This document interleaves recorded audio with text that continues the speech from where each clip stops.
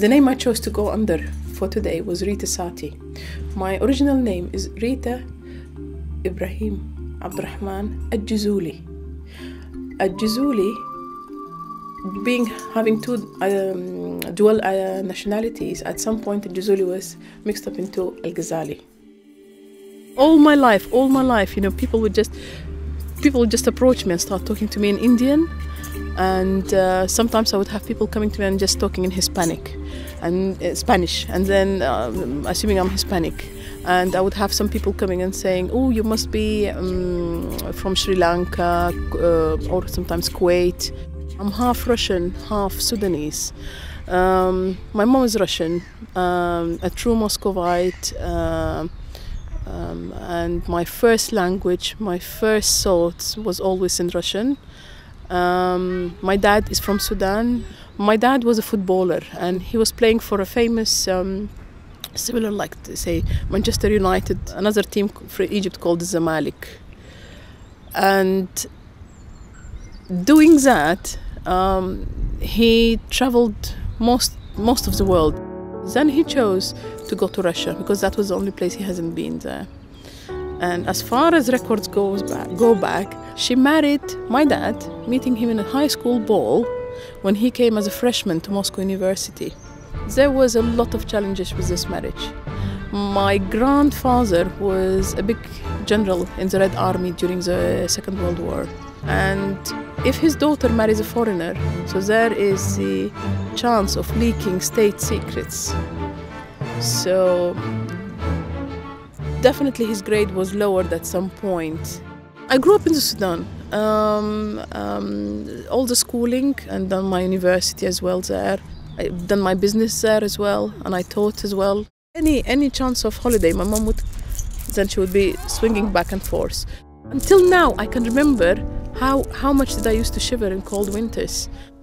We always celebrated Christmas, but the way we celebrated Christmas was that we celebrated it on January 31st. So then it was Mom's Christmas, and for us it was the New Year. So it was a joint decision between Mom and Dad, who's a Muslim and she's a Christian. During 80s, I was queuing up. I think it was for bread or milk or something like that. And in the queue, a lady was looking behind me. She was standing behind me.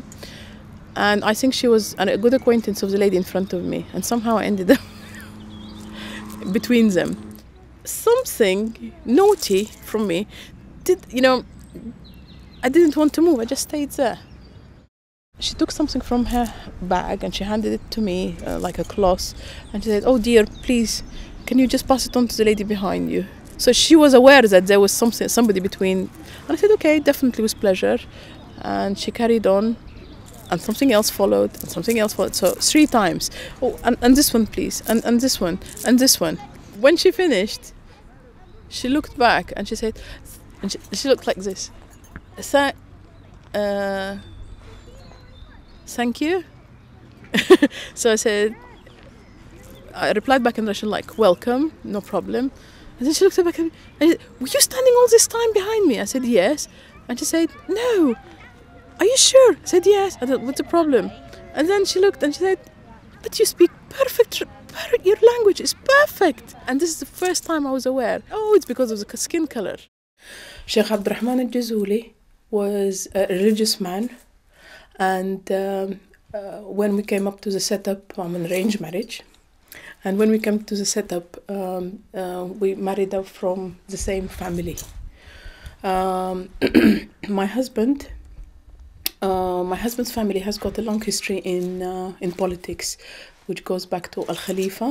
And Al-Khalifa is Al-Khalifa of Sudan. But this was during the colonial era. How did I end up here? Following my husband. And he is a marketing consultant. When we came here, when I settled permanently here, the mix between my relatives and giving birth to the 4 lovely kids, having the kids going to a small bilingual preschool which was established by a Libyan lady. Her name is Amal Shibani. That multilingual preschool had a fantastic impact on a lot of as a preservance of identity for my kids.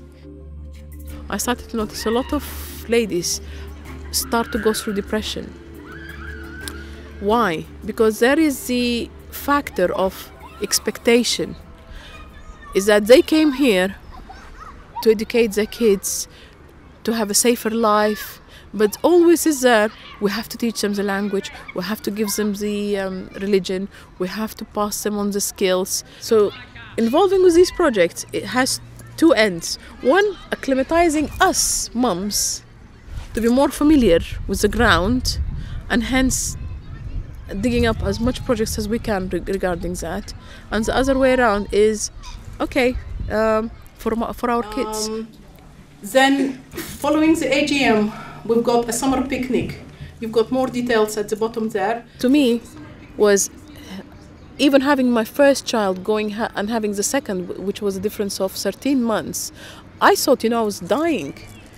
Between Salah ad-Din and Sarah, I thought I'll be so isolated, not going to have any opportunities to mingle around or do any social work or to even come out.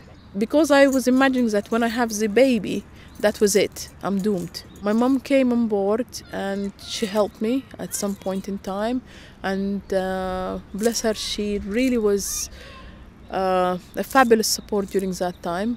The business side. The dream, the ultimate goal was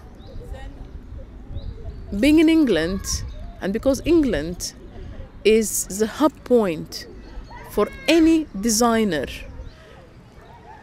teaching reinforced in me a lot of confidence in terms of what can I do.